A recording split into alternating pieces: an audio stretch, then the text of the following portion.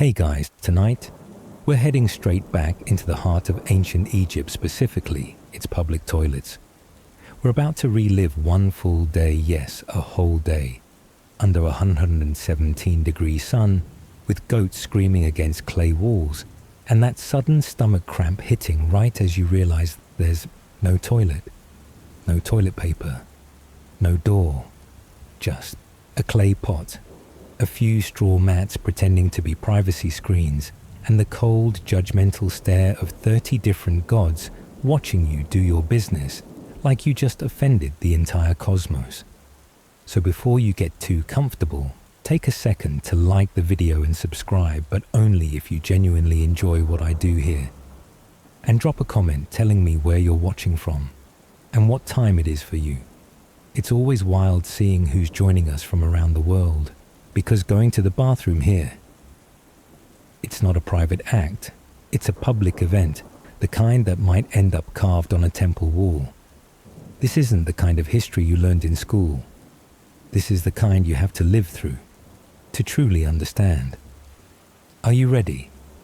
Then I'll meet you right outside the mud brick house where you've just woken up with stomach cramps and no way out. Sleep tight. Actually, wait, no. Not yet. You still haven't found a toilet. Now then, turn off the lights. Maybe switch on a fan for that soft background hum. And let's step together into tonight's journey. You open your eyes and the first thing you see is not a ringing alarm, is not someone calling your name. It's the sun punching you in the face with what can only be described as low-level optical torture. There are no curtains, no window panes, just a round hole in the wall, or more accurately, a gap no one bothered to patch, where the Egyptian sunlight floods in like Ra's personal laser beam, checking whether you're still alive, or already preserved like a human raisin. You open your eyes, and the very first thing you see is a goat's butt. It's standing there breathing peacefully next to your bed, aka the crunchy straw pile under your back, just enough to say you're not technically sleeping on the ground. You lie still for a moment. Accept the truth. You live in a mud brick house with a thatched roof, walls full of cracks, and the wind whistling through every gap like the sighs of mildly disappointed gods. The smell in the room, a fusion of mom, yesterday's dried sweat, and the scent of sun-baked dust reheated by 117-degree light. You turn your head. Grandma's snoring. Your little brother's chewing on his own hand in a dream. And there's a rooster on the ceiling beam staring at you like it's been chosen by fate to guard humanity's sleep. You sit up. Sweat is already pooling in places that should not be damp before 6 a.m. You grab your linen cloak, not to cover yourself, but to wipe your face. And as you shift slightly, trying not to wake anyone, you feel it, a small, sinister cramp low in your belly. Oh no, not now, not right after waking up. But the brutal truth hits you need to use the bathroom. And then you remember, in ancient Egypt, there are no toilets, only community relief zones complete with shredded privacy screens, a repurposed clay jar, and the sharp-eyed judgment of everyone in the neighborhood. You sigh, lean forward, and begin your day. A day that will challenge every physical, emotional, and personal boundary you thought you had. And that was just the morning. You crawl out of the straw pile. Your feet hit sand. Your eyes aren't fully open, but your stomach has already hit DEFCON 1. You head toward the relief zone, a fancy name for a corner of the yard, where you're hoping for a few minutes of privacy with an old clay jar that your grandma used yesterday, and your mum kind of rinsed with nothing but blind faith. There's no door, no tall walls, just a few half-broken reed screens pretending to be barriers, and behind them a full row of neighbor houses, people washing vegetables, arguing, or also going to the bathroom. You sit down, try to stay calm. and instantly realize you're not alone. Auntie is sitting 2 meters away doing her business, while telling a story about how her husband got bit by a snake for peeing in a sacred spot. Over on the other side, a kid is playing throw rocks at chickens and accidentally hits your leg. Above you, a hawk sits on the thatched roof staring down. You're not sure if it's a real bird or the symbol of Horus keeping track for divine accounting. And in the middle of all that, you're just trying not to cry as an ant walks across the handle of your jar. There's no toilet paper. You use smooth stones, leaves, or just hope the wind is strong enough today. Wash your hands. There's a basin of water, murky, lukewarm, recently used for washing feet, washing vegetables, washing a statue of Hathor that a bird pooped on. You dip your hands in. Try not to look too closely at the floaties. And you tell yourself, I'm part of history. I'm a living witness to a time before soap. You finish. You stand up. You leave the community ritual corner with a posture that doesn't exactly scream dignity. The clay jar is set aside waiting for the next person. You walk past the neighbor auntie. She smiles and says, "You're looking healthy this morning." You just nod and silently swear that if you ever get a time machine, the first thing you'll bring back from the modern world won't be weapons or medicine. It'll be a toilet. You've just returned from the relief zone. Your hands still smell like something you'd rather not define. Your stomach is empty. Your mouth is dry. And the look in your eyes could be summed up in a single sentence. Please give me something that doesn't require courage. Congratulations, it's time for breakfast in ancient Egypt. Though honestly, calling it breakfast feels optimistic. You step into the kitchen, which is really just the least dusty corner of the house near a dome-shaped clay oven. No table, no chairs, no dining experience. You crouch down, pull out a lightly cracked ceramic tray, set it on the ground, swat away some flies, and prepare to face off with a food item capable of breaking a man's teeth clean off. This is maza, the traditional bread made from coarse barley ground on a stone mill by hand, mixed with Nile River water, decent enough if no dead fish floated by, and lightly baked on hot rocks or fire ashes. You pick up a piece. It's as light as a lazy man's conscience, but as solid as a brick. The surface is rough, misshapen, blackened at the edges, and the smell, kind of like a dish rag left flapping in the desert wind. You take a bite. Crunch. Your teeth hit something hard as stone. Exactly. It's sand. Why is there sand in the bread? Because the barley is ground between 2 rough stone slabs with no filtering. The result flour that's not just flour, but comes with bonus natural additives: stone, dust, fine sand, tiny pebbles, and if you're extra unlucky, chips of the mill itself. Every chew is a gamble. Win: successful digestion. Lose each cracked front tooth. Side dish: none. Don't ask. In the modern world, people complain when there are no eggs for breakfast. In ancient Egypt, you're just hoping your bread isn't green with mold filled with bugs or covered in fly eggs. Butter: nope. Cheese: if you're royalty. Jam: what's that? Just bread, maybe a bit of dried onion. Dried onions are the national seasoning here, not because they taste good, but because they mask the rawness of the bread and distract from your personal odor. Drink beer, but not the kind you're thinking of. You grab a cup.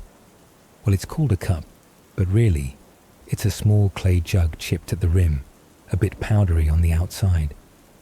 Inside beer, and you immediately realize this is not something Budweiser would advertise. Ancient Egyptian beer looks like murky, mushy, with sediment at the bottom, rice live yeast, barley husks, and some mystery floaters. Smells like a blend of sour porridge and forgotten bread crusts. Drink. You don't drink it like soda. You swallow it like it's fuel for surviving a world where clean water is a fantasy. Why drink beer instead of water?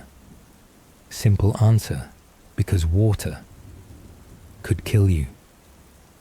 The Nile is beautiful, romantic even, but it's also where people bathe, livestock wade, dead fish float, and occasionally dead people too. So beer, even if it gives you lightheadedness and flavor trauma, is still the safest choice. No one sitting around chatting, no small talk, no bon appetit. You grab food, chew fast and swallow before the flies land. No spoon, no fork. Your hand is your knife, spoon and napkin all at once. You squat on the floor, chewing quickly so you can get to work. Chewing while dodging eye contact from a chicken that's staring at you like it knows you took its piece of bread. Do children drink beer too? Yes. And no one cares. Your 5-year-old son is there, sucking his thumb with one hand and holding a tiny jug in the other, sipping beer like a grizzled old man. No one objects. No one says kids shouldn't drink beer. Because here, beer is survival. It's breakfast, snack, sports drink, antiseptic, and sometimes a sleep aid. What does your digestive system say after eating? You feel every molecule travel down your stomach. The bread sits like a brick being filed into your gut vault. The swig of mushy beer gives you a cocktail of fullness, dizziness, and a strong urge to go to the bathroom again. But you don't complain, because this is a standard breakfast. And if you're eating today, you're luckier than many. The sad irony, ancient Egypt invented parties, but breakfast is still miserable.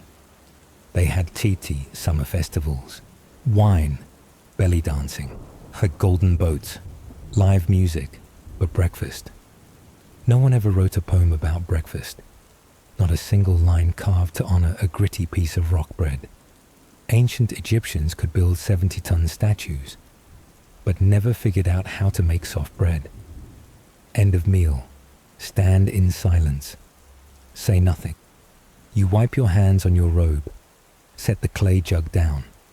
Step out of the kitchen corner. The sun is already high. You brace yourself for the day ahead, scorching heat, heavy stones, unpaid labor, and a supervisor with a whip. You come to one simple conclusion. If a piece of bread can survive 3,000 years buried in a tomb, it clearly wasn't made to go inside a living person. You've had breakfast. You're not full, but you're still alive. And in ancient Egypt, that's already a win. You've had breakfast. You're not full, but you're alert enough to step outside without collapsing. Now comes the next part. Survival Kucha at 117 degrees.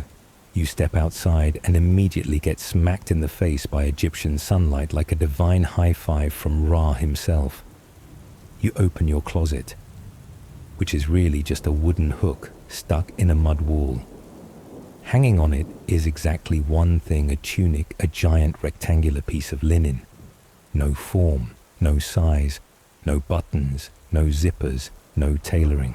You wrap it around yourself and fasten it with either a thin rope or a bronze pin, the kind that can pierce fabric and your skin if you twist too fast. You throw it on. It feels like wearing a window curtain. It's light wrinkled stained with last week's sweat and smells like bread flour, goat grease and June. No underwear, no jacket, no salvation. There's no such thing as underwear here. No boxers, no bras. Nothing between you and this linen sheet flapping in the wind. You bend down to tie your sandals and suddenly remember a light breeze in Egypt can quickly become a public incident. A gust hits. Your tunic flies up like a low-budget Marilyn Monroe moment, except there's no dress, no theme music, and now the entire morning market is watching. Sandals, the class divide. With straps, if you're lucky, you have sandals. They're leather, rough, stiff, with soles like bricks. wearing them feels like walking on 2 slices of smoked jerky. If not, you go barefoot, which means stepping on ground hotter than a cast iron pan, landing directly in goat poop, and getting sand poked between every single toe.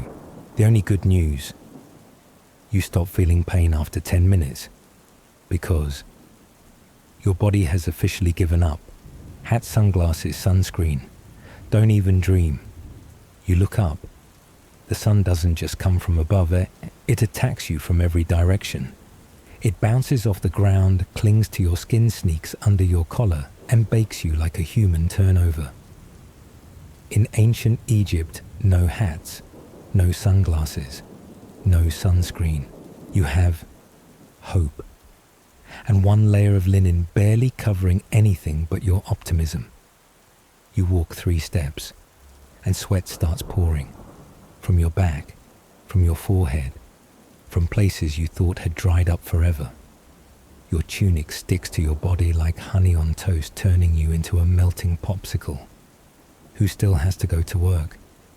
You try to breathe normally, but it's hard to stay calm when your armpits are making noises like someone who's lost the will to live. What do the rich wear? They wear tunics too, but theirs are smoother, whiter, with coloured borders and embroidered lotus flowers, or eyes of Horus. Basically same curtain, but boutique version. They have shawls, jewelled accessories, gold-trimmed sandals, and someone holding a parasol over their heads. And more importantly, they don't walk. They have litters, people fanning them. Someone assigned to catch their sweat. Not kidding. Body odor, a built-in part of the outfit. You don't have deodorant, no body spray, no perfume. If you're poor, you smell like you. Raw, honest, unfiltered human. A blend of sweat, bread, olive oil, and crushed dreams.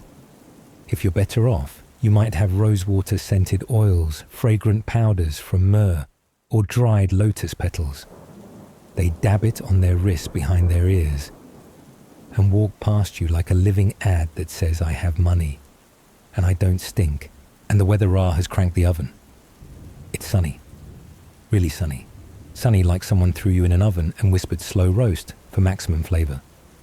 Air temp, 109 degree, 43 degree. Ground temp, 136 degree, 58 degree. Face temp, approx. 200 years into fossilization. There's no shade, no trees.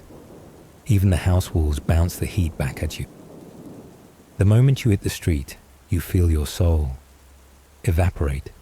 Sand, sand, and more sand. Sand in your eyes, sand in your hair, sand slipping past your collar into your shoes and settling into regions that should not be discussed before bedtime. You sneeze. You launch a piece of the Sahara. You breathe. It tastes like sandpaper. Ancient Egypt is the one place you don't need to visit the beach, because the beach lives inside you. Conclusion.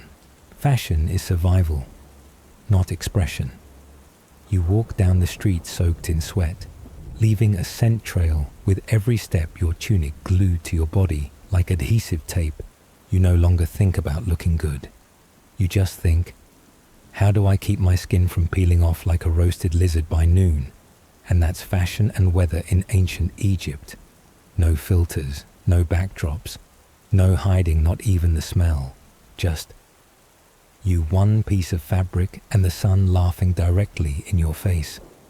You've had breakfast, a chunk of bread drier than a rejection text, a gulp of beer thick as rice porridge, with fish in it. And now it's time to face the most terrifying part of your day work, which means you're about to spend the next 10, 12 hours breaking rocks, carrying rocks, standing on rocks, slipping on rocks, and being yelled at like a rock. Your job. Anything sweaty and voiceless. No LinkedIn. No 5-year career path. No personal aspirations. In ancient Egypt, you do the job your father did, and his father before him, and the first poor soul in your bloodline who got dragged into it. Today you might Farm rice beside the river. Drag stones to build a tomb for a noble you'll never meet. Haul cargo across town with your bare shoulders. Carve hieroglyphs into a wall you can't even read. The work is endless. The pay usually food, watered down beer, and a supervisor's friendly. Keep it up. Your tools, hands, rocks, and quiet resignation. You have no gloves, no machines, no OSHA-approved safety harness. Your toolkit includes a dull copper chisel that believes in you less than you believe in yourself, a wooden mallet with a cracked handle, a straw basket for collecting rubble, and the 2 hands Thoth gave you with no health insurance. You start the day by gritting your teeth, inhaling a lungful of dust, and striking a rock that clearly doesn't care about your feelings. The overseer, half man, half fire alarm. Every crew has a foreman. No one's quite sure if he's ever done a day's work in his life, but he does have a stick used exclusively for pointing at people, a list of names scratched onto a pottery shard, which he somehow never needs to read to remember how many days you still owe, and a voice louder than a vulture's mating call constantly shouting, "Hurry up, the sun's not even high yet." You think, try swinging this hammer for 5 hours and say that again. But you don't say it, because speaking up, no bread tonight. Or worse, getting reassigned to work with the crocodiles upriver. The sun not weather, but your mortal enemy. Don't think the sun here is just a bit stronger than Florida noon. The Egyptian sun roasts your skin to bronze, evaporates your sweat before it drips, turns your head into a frying pan. Initi dehydrates you so much your pee smells like imaginary ice. You bend to lift a stone. It's so hot you smell burning hair and don't know if it's yours. No cold water, no fans, just burning sunlight. And your foreman yelling, "Let's go from the shade." Work isn't for wealth. It's so you don't starve. You get no weekends, no days off, no benefits, except not getting whipped today. Wages, sometimes a few loaves of bread, maybe a jug of beer.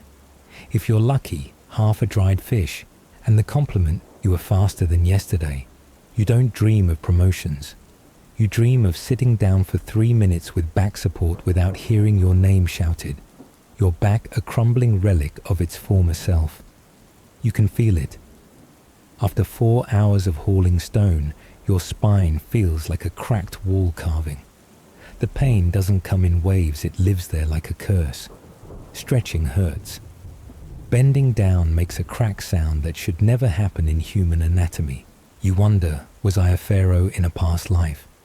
Reincarnated as a certified pack mule, lunch break. More like a hallucination.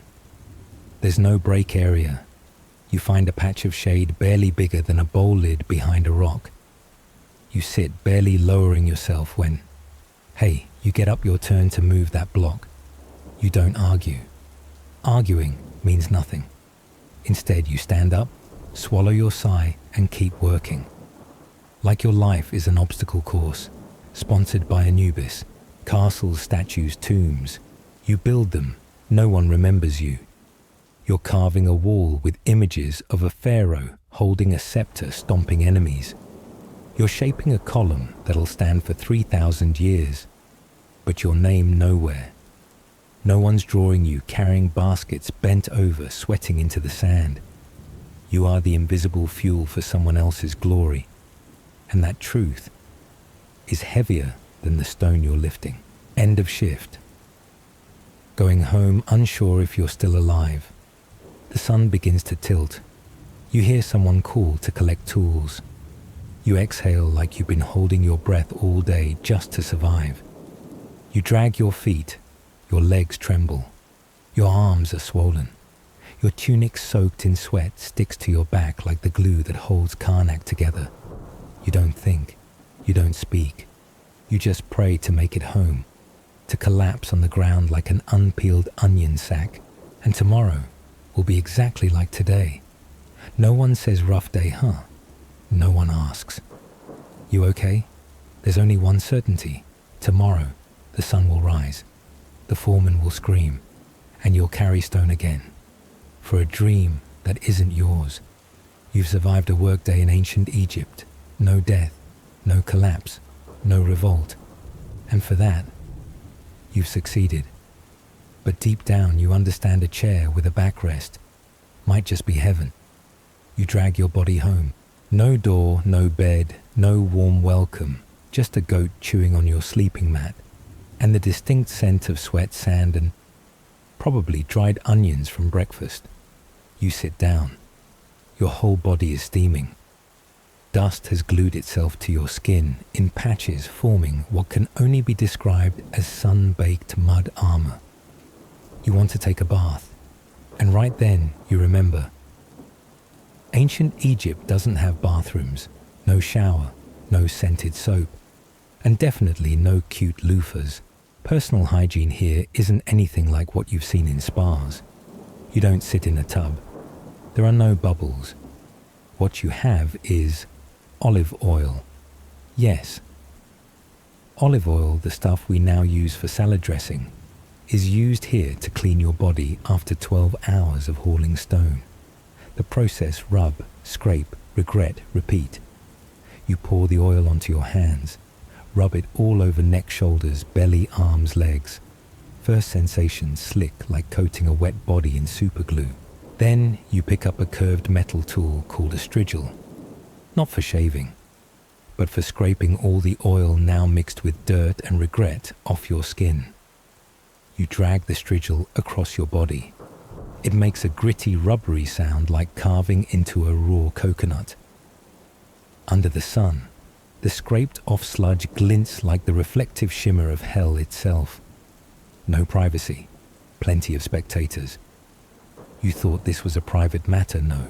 The entire oil bathing ceremony takes place in your courtyard or a public lot near the temple. Next to you, you might find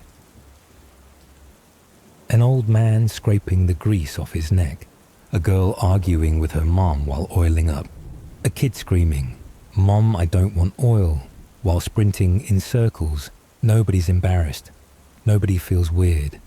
Only you rubbing oil on your chest, wishing you had a curtain. Oral care toothbrush. Minor prayers. Yes. After scraping off your soul mud, it's time to brighten that ancient smile. No toothpaste, no brush, no mouthwash. You've got a fresh twig, ash from the cooking fire, and a little hope your teeth aren't beyond saving. You chew one end of the twig until it frays, then scrub it across your teeth. Feels like dragging a sandy razor across your gums, but you keep going. Fun fact, because Egyptian bread contains sand and stone bits, most people wore their teeth down by age 40. Biting anything crunchy is a dental gamble. Bright white smiles, only found in wall carvings. No deodorant, just distraction. You sigh, you're clean. Temporarily, want to smell better. Then you use myrrh resin oil, lotus flower powder, or if you're broke, nothing at all. You dab a bit behind your ears, a swipe on your wrists. The result doesn't cover the sweat smell, just adds a floral note to what is essentially sun-baked lotus over brick dust. Laundry, a spiritual test. You look at your tunic, it's wet, it's heavy, it has a color you don't remember. You want to wash it, then you remember. No detergent, no soap, no dryer. You must 1. Haul it to the river. 2. Soak it in water full of fish, mud, leaves, and unmentionables. 3. Smash it against rocks. 4. Wring it out like your life depends on it. 5. Hang it on a stick and pray it dries. And when it's dry, it's stiff as a straw mat folded the wrong way. You put it back on, hear a crack at the collar, and carry on like you've never known the privilege of smelling fresh. Personal hygiene, a rebellion against destiny.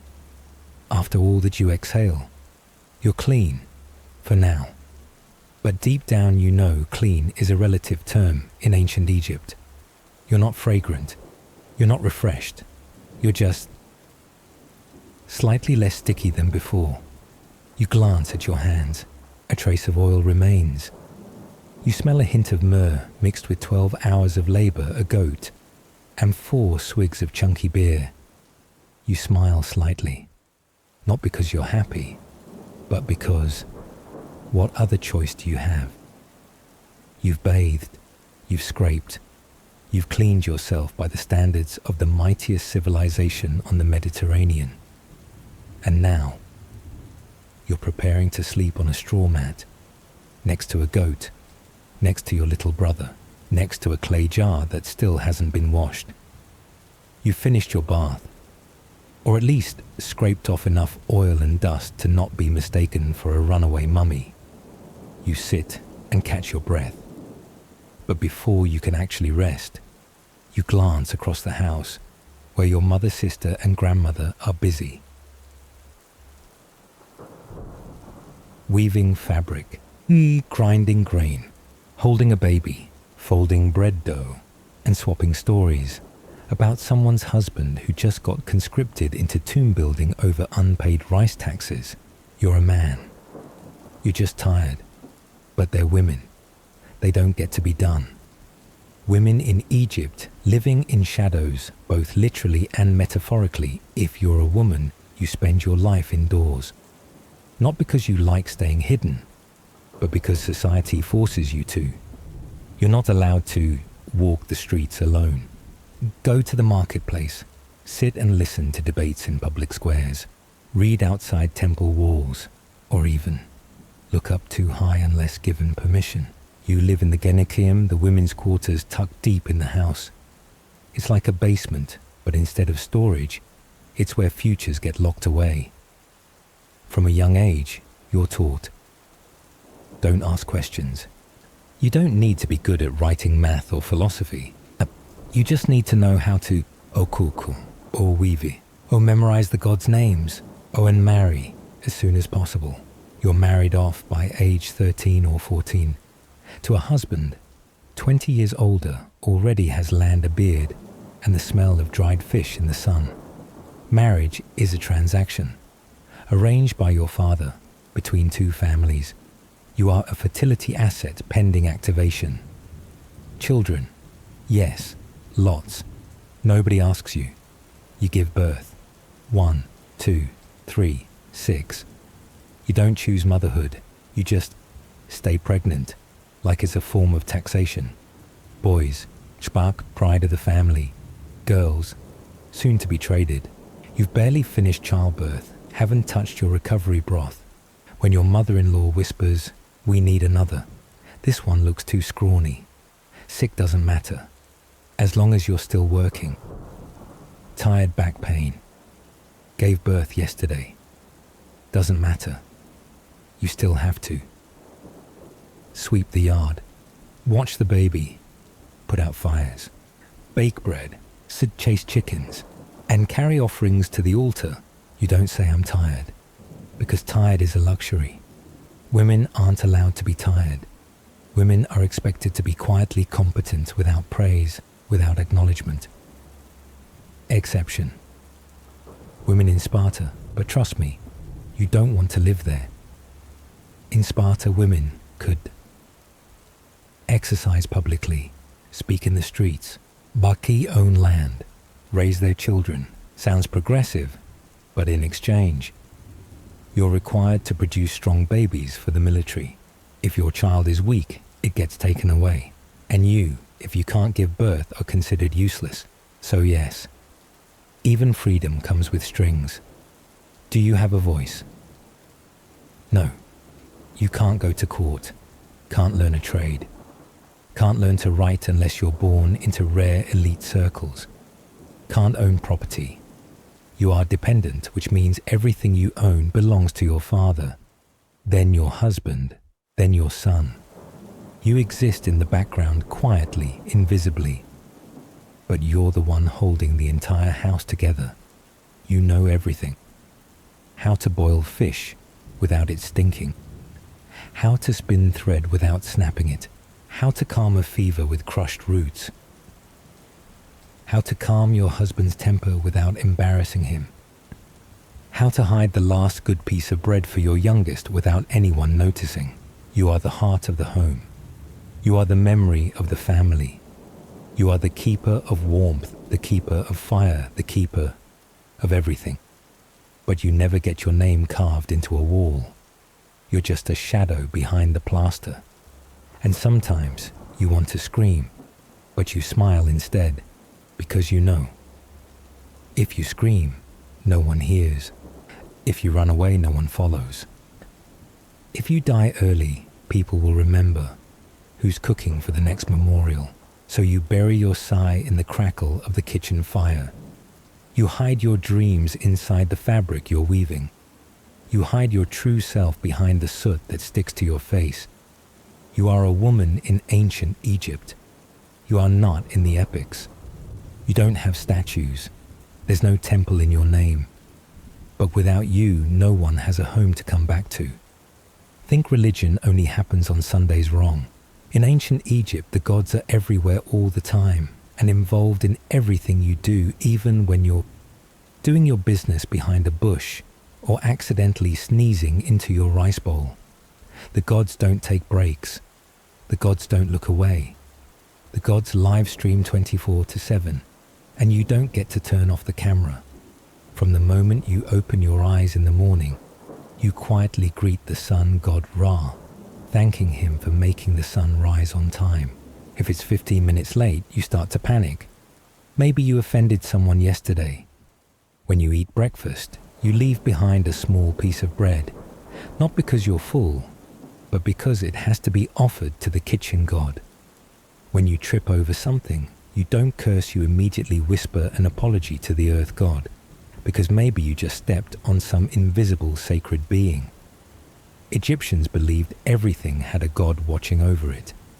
Lose a chicken animal, God's testing you. Get diarrhea water, God's pissed.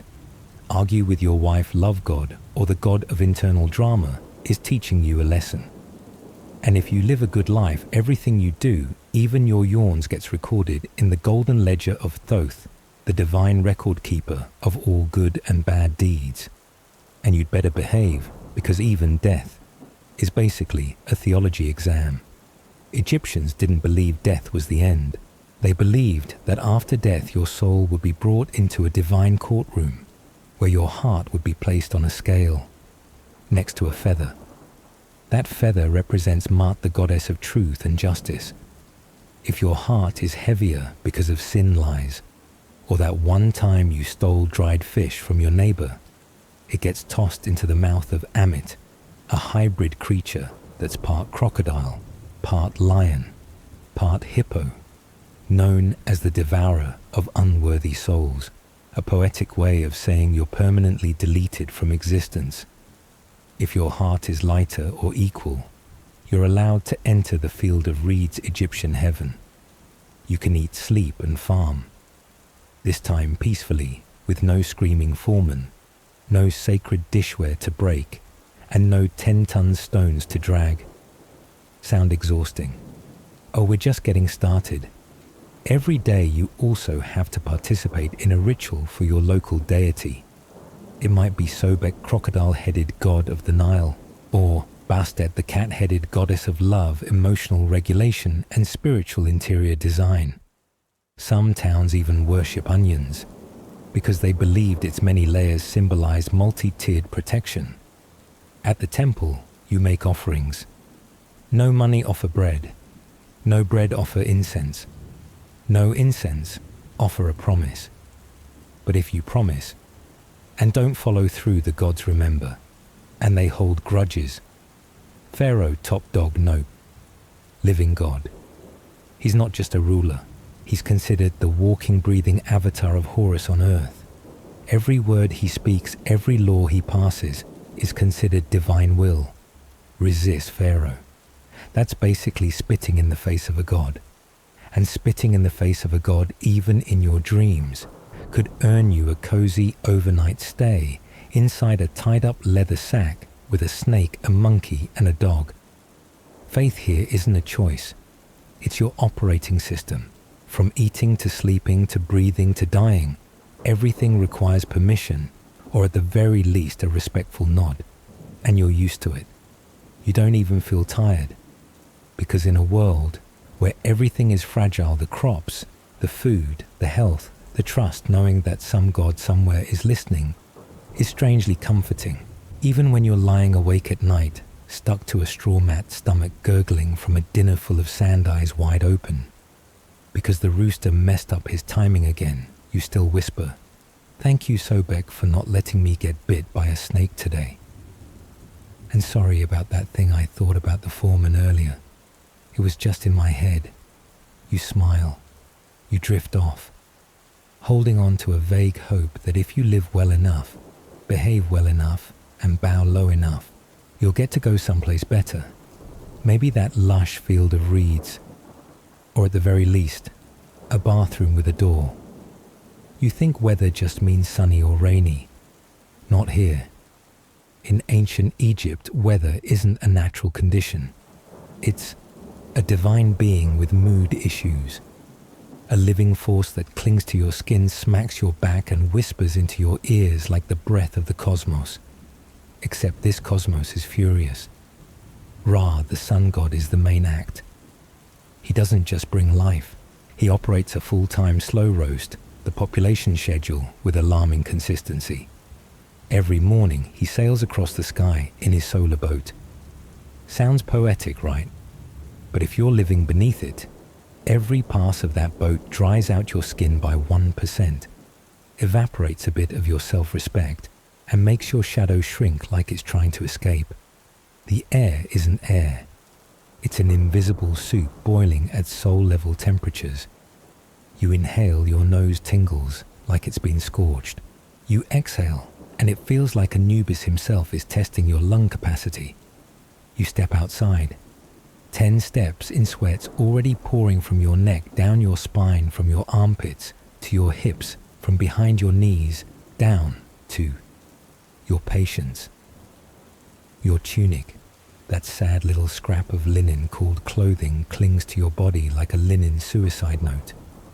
You're no longer sure if you're wearing fabric or just slowly being steamed inside your own optimism. And the wind. You think wind means relief, wrong. Egyptian wind is a demon disguised as a breeze. It doesn't cool you down.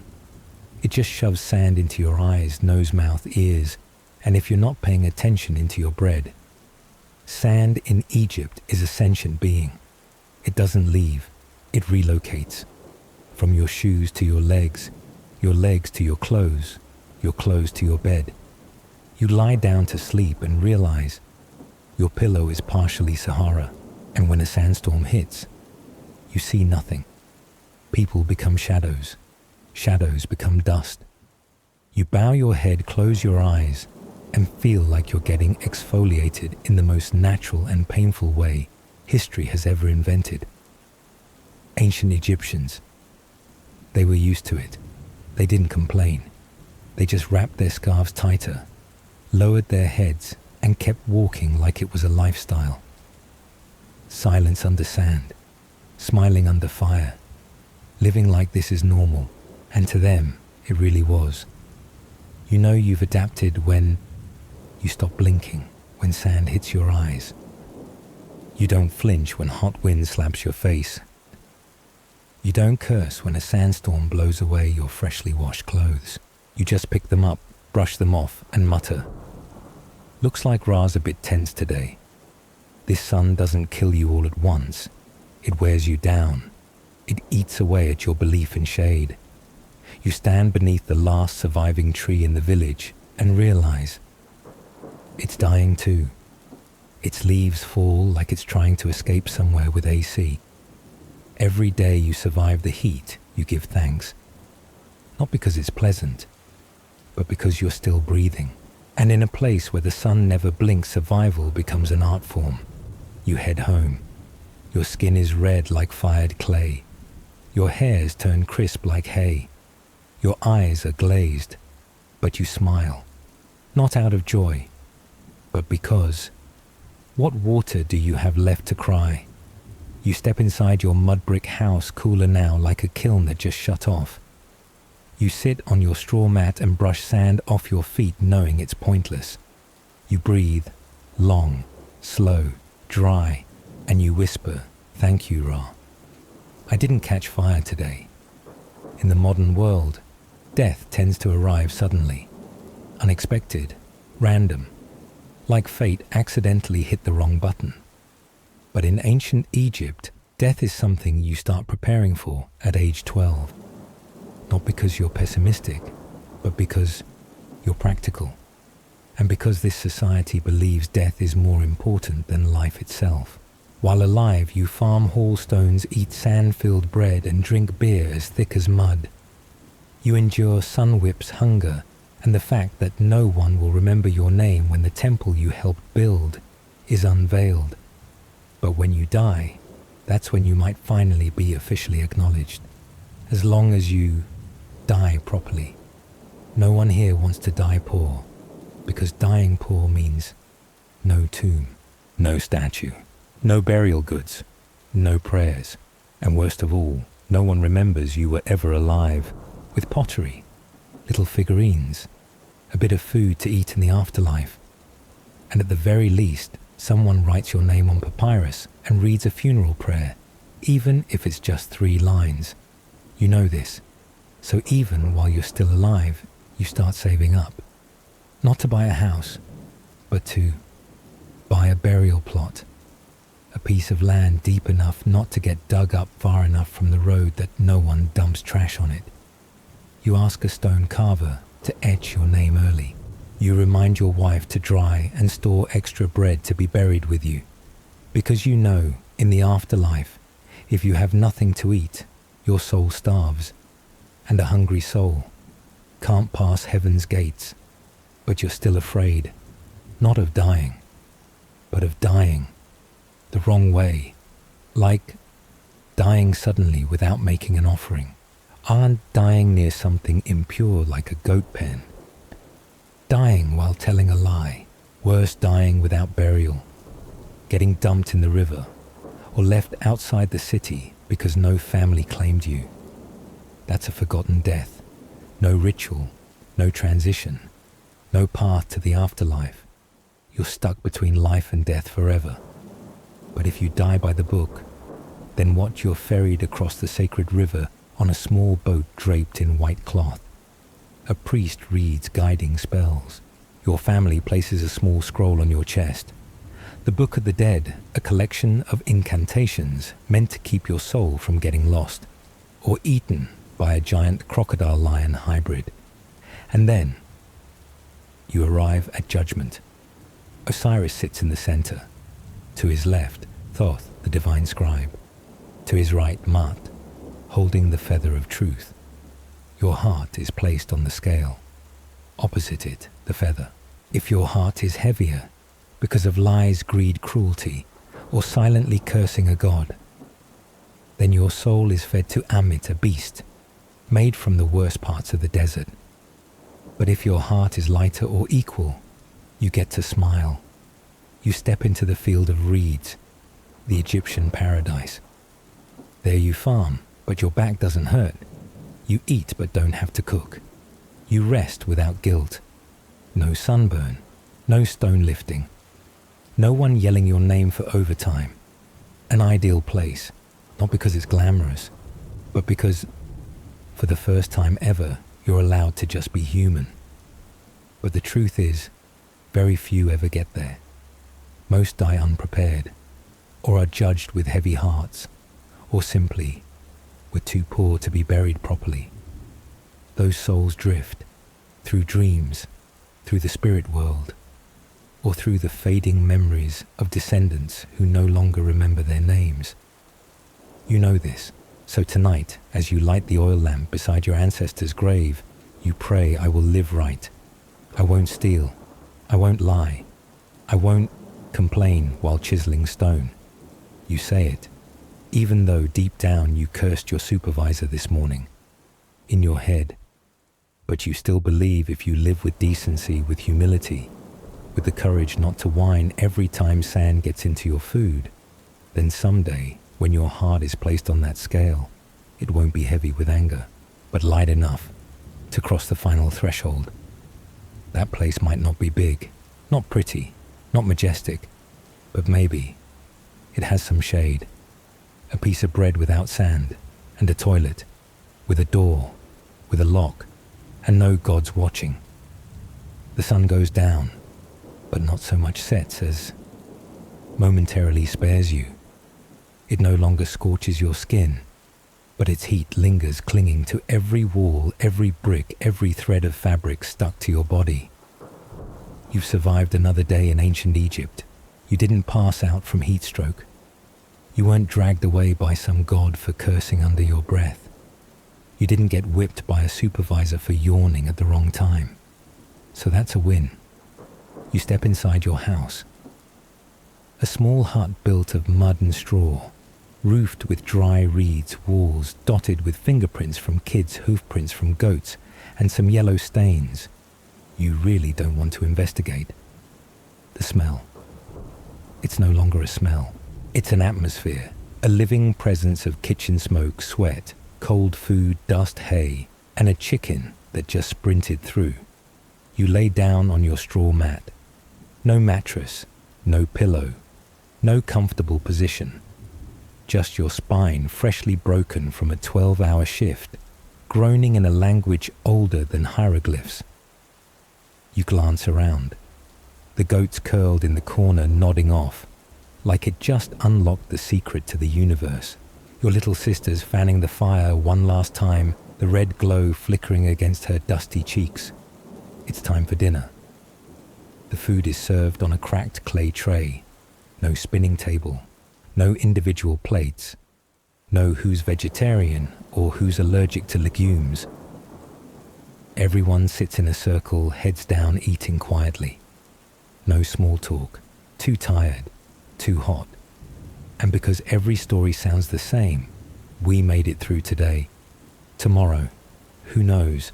Main dish, barley pottage, thick porridge with onion, maybe a few beans. And if the gods felt generous, a piece of meat the size of a fingernail. It's cold. Some of it's as clammy as the palm of the god of death. Some of it's thick, like mud mixed with beer. You pinch a bit with your fingers, bring it to your mouth, chew slowly. Not to savor it, but just to help it slide down your throat without triggering a sigh. Next to it, bread. Old, dry, and this time, no sand. Or at least you think there's no sand. You take a careful bite, avoiding tooth-to-tooth contact, learned that lesson this morning. This time, you chew on one side, saving the other.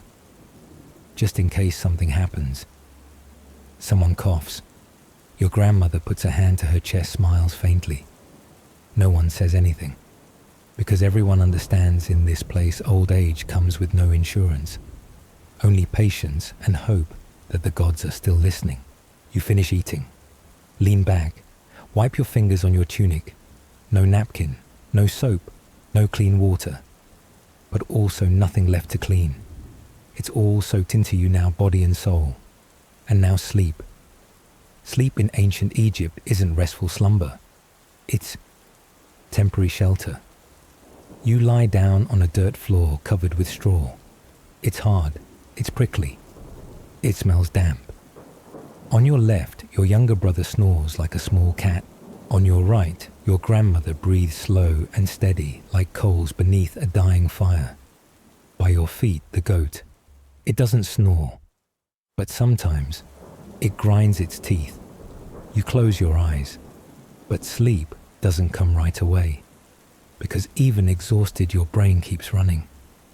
Running across the fields, over stone piles, through the sand-bread breakfast, past last night's dream, the one where you had a pillow, a real pillow, soft, white, not stuffed with feathers. You open your eyes again. The oil lamp flickers. The house is still. Only the chirping of insects beyond the walls and the flapping wings of something you'd rather not identify. You look up. The reed roof, slightly misaligned leaves, gaps to a sky full of stars. beautiful, but cold, and a little sad. You sigh, not out of frustration, but that kind of quiet exhale that says, well, I'm still alive. And then you whisper, thank you, Ra, for not burning me to a crisp. Thank you, Sobek, for keeping the fish from swimming into the fields. Thank you, Bastet, for making sure the cat didn't give birth in my hat. You smile. No one sees it. Just you, your breath, and a ceiling barely stable enough to still be called a roof. You close your eyes again, and this time, sleep comes. Slow, heavy, mixed with the scent of straw sweat and a tiny fading dream of a place with blankets, pillows, a bathtub, and a bathroom, with a door, a lock, and no gods watching. You don't know if such a place exists, but tonight beneath the dust, the stones, and the watchful eyes of 1,000 gods, you let yourself believe it might. You're asleep. Or rather, lying somewhere between the scent of straw sweat goat and the soft, irregular breaths of a house just barely bigger than a dream, just enough to hold 5 bodies and 1 creature that disapproves of every move you make. You don't know what time it is. You don't own a clock. Your alarm is a rooster that always crows at the wrong hour, and your stomach speaks before your brain even wakes. But in this moment, in the slow breathing of night in the heat, still simmering in the walls, in the dull ache in your back, who knows whether it's from hauling stones or from sleeping wrong, since age 8, you begin to think about everything you've just lived through, about the world you're enduring, not with freedom, but with patience. You're not rich, you're not powerful, you don't have letters to carve into stone, no name worthy of an inscription. You're just a person living in a time that doesn't care much whether you're dreaming or not.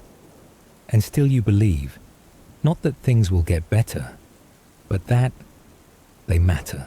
That waking up early, eating sandy bread, drinking watery beer, like the tears of Sobek working, going home, oiling yourself, and sleeping next to a goat, isn't just repeating the same tomorrow, but existing inside some kind of order bigger than you. You don't ask the universe, who am I? You just whisper, please don't forget me. You believe in the gods not because they're perfect, but because they're there.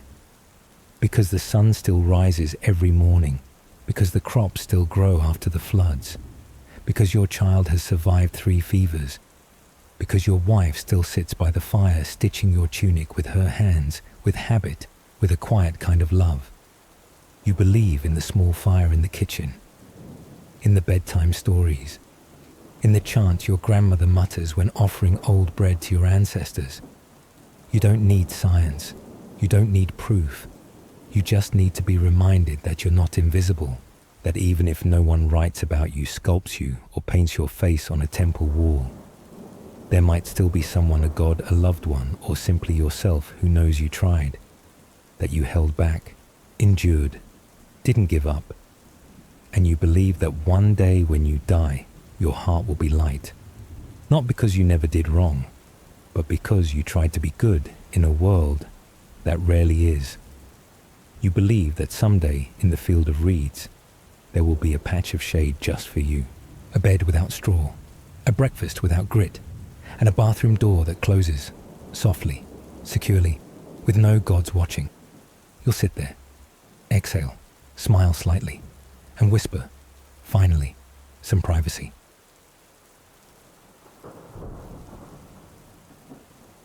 Outro, a good night farewell. Still with me. If you're hearing this, that means you've just lived through an entire you wouldn't survive this day in ancient Egypt. From the moment the sun smacked you in the face at sunrise, to the moment you whispered to Sobek before sleeping beside a goat and a very well-used clay pot, you survived the rock bread, the chunky beer, the supervisor who yelled like thunder, and a night with no pillow, just straw and the thinnest thread of hope holding your tunic closed. if you fell asleep somewhere between chapter 4 and chapter 7. Congratulations, you did it right. And if you've made it all the way here, thank you for staying with me till the end. Before you sleep, drop me a comment. Where are you listening from? What time is it? And if you lived in ancient Egypt, who do you think you would be? Like the video if your heart felt a little warmer in the desert. And subscribe if you want to keep dreaming your way through weird, dusty, half-holy, half-hilarious pieces of old history. Now close your eyes. Take one long breath. Don't think about anything else. You've done enough for today. Sleep well. And if you wake up tomorrow and realize you're still in the modern world with flush toilet, stable Wi-Fi and a clean pillow, then smile, because you've officially made it out of ancient Egypt with all your teeth. Good night. See you again. Maybe in Babylon, Rome, or a rainy night somewhere in the Middle Ages. Sleep tight.